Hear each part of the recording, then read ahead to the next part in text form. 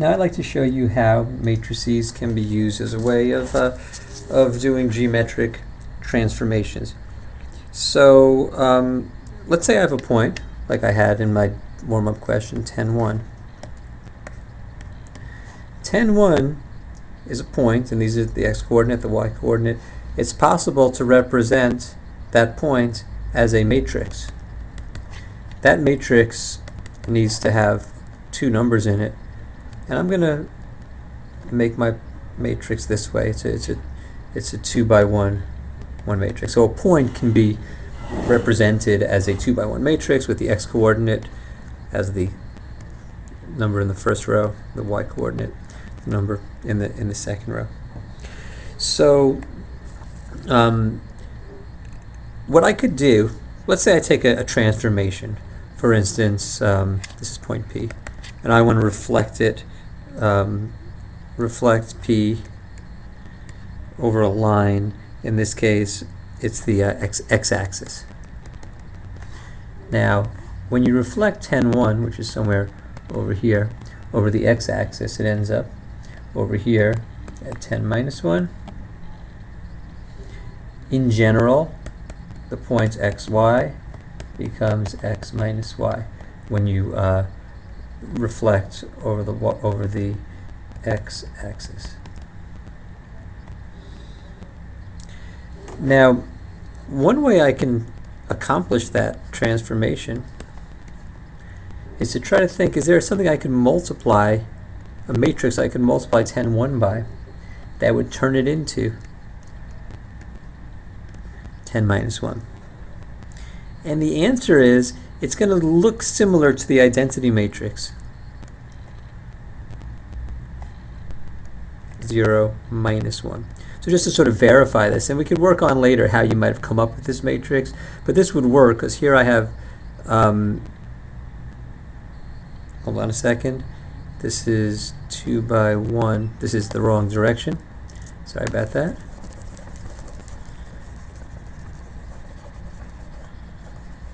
Instead, since order does matter, we're going to put the matrix on the left of the 10, 1, and we want it to become 10 minus 1. And the way this happens, if I have a 1 and a 0 there, this row gets put together with this column and I get 10. If I have a 0 and negative 1 here, then to get the second element of this matrix, I multiply the second row times the first column. 10 times 0 is 0 minus 1 times 1. So this matrix, 1, 0, 0 minus 1 times a point is going to turn into x negative y. So this matrix is the multiplying on the left. This matrix is equivalent to a reflection over the x-axis.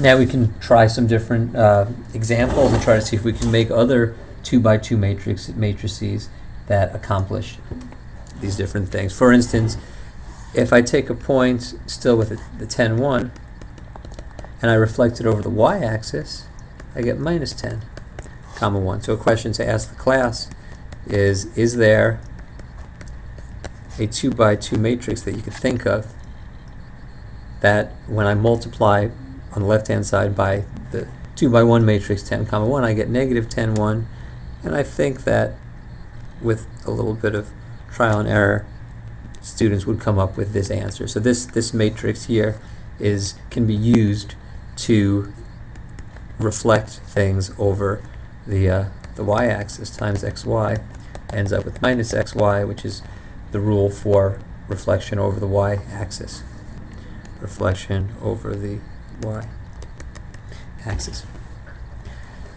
Another interesting question then, and this I hope you get the students to kind of ponder these questions. Here's 10, 1, here's reflected over the y equals x line, 1 comma 10, and we want to see, is there something I could do to 10, 1 to make it into 110? And the answer is, and hopefully you get students to ponder this, it ends up being this matrix, 0, 1, 1, 0, and this is equivalent to reflecting over the y equals x line. So we turn these transformations turn into multiplications, and in that way geometry and like arithmetic get linked in an interesting way. Let's move on to rotations. When you rotate by 90 degrees, 10, 1 becomes minus 1, 10. So what we want to think of is there a 2 by 2 matrix that if I multiply 10, 1, I get minus 1, 10. And again, these are a little tricky. I find that if you notice that if you switch the first two rows of the identity matrix, it switches the two numbers from 10, the 10 becomes a 1, the 1 becomes a 10, and this minus sign here accomplishes turning this thing negative. So this is for rotate 90 degrees. Rotating 180 degrees is, we want to figure out what would make 10, 1 into minus 10, minus 1. And again, have students try to figure it out for themselves. There's a little like logic and you know, messing around with the numbers, you get this. This is rotate by 180 degrees. On a test, I could ask a question like, what 2 by 2 matrix would accomplish this? And this would be the answer. Maybe I would say, you know, what would make xy into minus x minus y? I ask, what are these four elements? And in this case, it would be minus 1, 0, 0, minus 1. You don't really memorize these as much as have a basic idea what they might be, and then you can sort of mess around with them a little. A couple more examples. This lesson's actually almost done. So for a 270 degree rotation, xy would end up 90, 180, would end up all the way over here. I like to think of the numbers 10, 1. In this case, this would be 1 comma minus 10, which is y comma minus x. So to do the 270 degree rotation around the origin, we're asking what would I have to multiply xy by, and it's always a 2 by 2 matrix in order to turn it into y negative x, and the answer is 0, 1, minus 1, 0. Notice that in order to get these to switch, we have to sort of swap these two rows so that the ones are on this other diagonal. This negative accomplishes making that thing negative. Now, there's there's three other transformations I want to mention. Actually, four. A dilation. So when you dilate by a factor of 2, let's say, if I have 10, 1, it would turn into 20, 22 when I do the dilation. Well, that can be accomplished. xy has to become 2x, 2y. And that can actually be accomplished. Again, I encourage you to get the students to try to figure it out, but it becomes 2, 0, 0, 2, does a dilation. Another kind of unusual transformation is something called a projection onto the x-axis.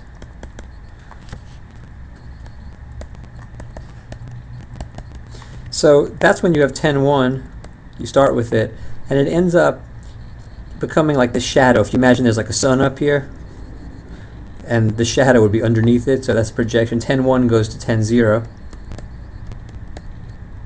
10, 2 would also go to 10, 0. 5, 3 would go to 5, 0. So basically, you lose your y coordinate. So xy, something times xy, has to turn into x, 0, and the way that's accomplished is 1, 0, 0, 0. So it's a sort of a simple type of projection. We lose the y. It doesn't matter what the y is; it's going to become 0. And by the same reasoning, I could project onto the y-axis. So 10, 1 wouldn't now be projected. It's almost like the sun's, going in this direction. 10, 1 would end up becoming 0, 1. So it would be something like this, 0, y. x always becomes 0, and the transformation is 0, 0, 0, 1. So that's also 1. It's a good riddle. As a sort of challenge question for people, have them think about what happens when you take the point 10, 1 and you try to rotate it some angle that's not 90, 180, and 270. What if I try to rotate it by something like 60 degrees at this point? It's going to end up, somewhere, not here, but somewhere, over there or something.